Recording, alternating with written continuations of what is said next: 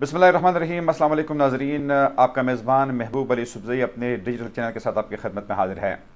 नाज़रीन, जिस तरह कि आप सबको पता है कि गुज़िश्ता चंद दिनों से पाकिस्तान तहरीक इंसाफ ने एक जो नई तहरीक शुरू की है, जेल बरू तहरीक, उसका बाकायदा आगाज़ हो गया है। अब ये तहरीक जो है वो खैबर पख्तूनख्वा तक भी पहुंच गया है और जिस तरह के 2-3 दिनों से आप सोशल मीडिया पर और रेगुलर मीडिया पर देख रहे हैं कि पाकिस्तान तहरीक इंसाफ के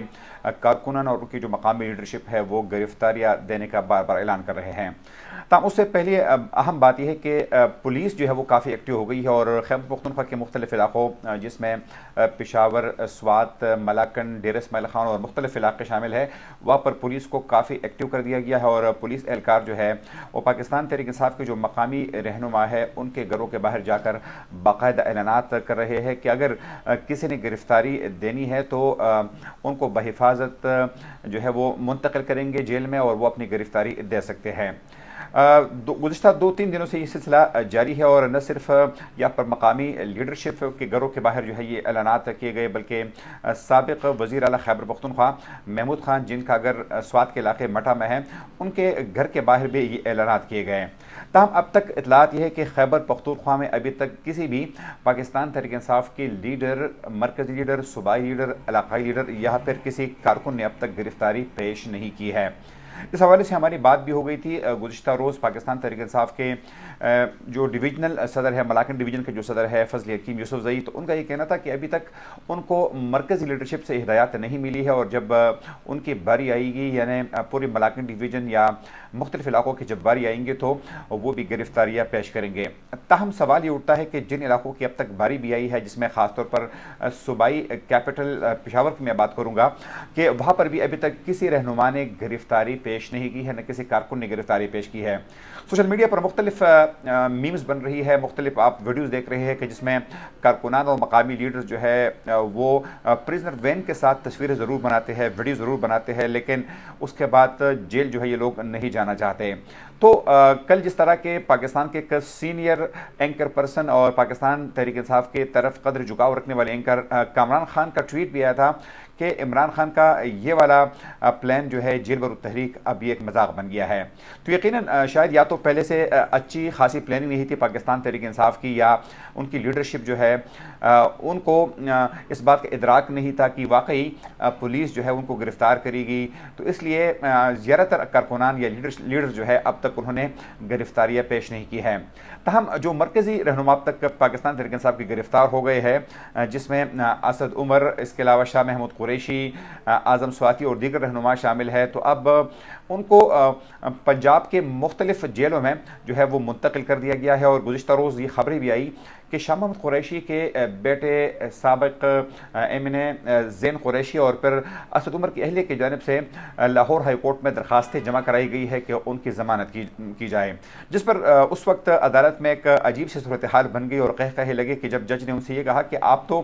गिरफ्तारियाँ अपने सूरत में या अपने मर्ज़ी से आप देना चाहते थे, तो अब आप ज़मानत की दरखास्तें क्यों दे रहे हैं। तो जहाँ पर शाह महमूद कुरैशी अपने बीमारी का कह रहे हैं कि उनको पायल्स की बीमारी है, इस तरह शाह महमूद कुरैशी के हवाले से कहा जा रहा है, इस तरह असद उमर के हवाले से कहा जा रहा है कि उनको भी कुछ बीमारियां हैं, इसलिए अब उनकी ज़मानत के लिए दरखास्तें जो है वो अदालतों में जमा की गई है। तो एक अजीब सी सूरत हाल है। पाकिस्तान तहरीक इंसाफ के कारकुनान को भी शायद अब ये समझ में नहीं आ रहा कि अब उनको क्या करना है।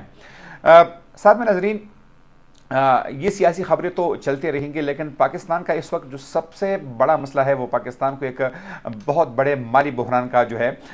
सामना है। गुज़िश्ता रोज़ ये खबर आई कि जो माली बहरान जो है वो तमाम वजारतों में उसने शिद्दत इख्तियार की है और अब तमाम डिवीज़नों और महकमों की तनख्वाहें रोकने का हुक्म जो है ये भी मिल गया है। ये ज़राए से ये खबर मिली है HGPR ऑफिस से, यानी ऑडिटर जनरल पाकिस्तान रेवेन्यूज़ के ऑफिस से ज़राए से खबर आई है कि अब उनको हिदायत मिली है कि तमाम डिवीजन्स और महकमों की तनख्वाहें रोके, क्योंकि हुकूमत के पास फ़ंड्स नहीं हैं। तो इंतहाई मुश्किल सूरत हाल है। गो कि कल एक फ्रेश खबर ये आई थी कि चाइना की एक बैंक ने पाकिस्तान को $70 करोड़ के फ़ंड्स जो है वो फराहम की है, कर्ज़ जो है वो फराहम किया है, लेकिन इसके बावजूद भी मुल्क जिन मुश्किलात का शिकार है, पाकिस्तान को जो है कि तवक्को थी कि IMF उनको बहुत जल्द अगला कर्ज जो है वो रिलीज़ करेगा। मुज़ाकरात चल रहे हैं, लेकिन अभी तक वो कर्ज पाकिस्तान को کو نہیں ملا ہے، اور ظاہری بات ہے کہ جب تک وہ قسط پاکستان کو نہیں ملے گا تو جو عالمی مالیاتی ادارے ہیں جو پاکستان کے دوست ممالک ہیں تو وہ بھی اس سے پہلے پاکستان کو کسی قسم کی امداد یا قرضہ دینے کے لیے تیار نہیں ہے۔ تو صورتحال جو ہے وہ انتہائی گمبھیر ہوتی جا رہی ہے، اور ہم سب کی یہ دعائیں ہے کہ جلد از جلد IMF پاکستان کو قرضے کی اگلی قسط جو ہے وہ جاری کرے، تاکہ پاکستان کی مشکلات میں کسی حد تک یا اور کسی مدت تک جو ہے اس میں کمی جو ہے وہ آ سکے۔ ساتھ ناظرین،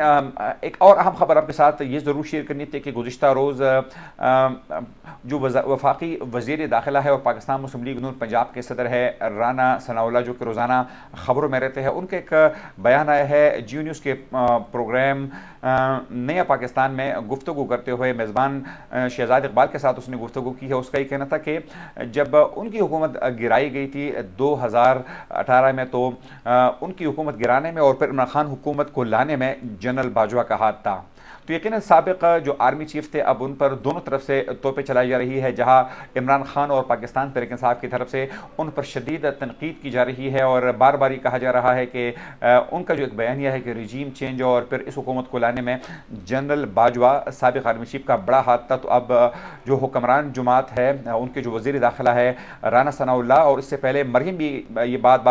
بات کہہ چکی ہے کہ جنرل باجوہ جو تھے وہی ذمہ دار تھے عمران خان کو لانے میں، ورنہ 2018 میں بقول مسلم لیگ نون کے عمران خان کی اتنی اوقات نہیں تھی کہ وہ پورے پاکستان میں حکومت بناتے ہیں۔ تو جنرل باجوہ جو ہے وہ اس وقت کی جو اپوزیشن ہے اور حکومت ہے دونوں طرف سے وہ انتہائی تنقید کا ان کو سامنا ہے، اور دونوں جو ہے وہ ذمہ دار ٹھہرا رہے ہیں کہ جنرل باجوہ نے براہ راست پاکستانی سیاست میں، پاکستانی سیاسی جماعتوں میں اور پاکستانی جمہوریت میں جو ہے اس میں انہیں دخل اندازی کی، مداخلت کی، اور دونوں پارٹیوں کا یہ موقف ہے کہ ان کو نقصان پہنچایا گیا ہے۔ تو یقیناً یہ ہمارے اگلے والے دنوں کے لیے، مستقبل کے لیے بھی یہ ایک لیسن ہے کہ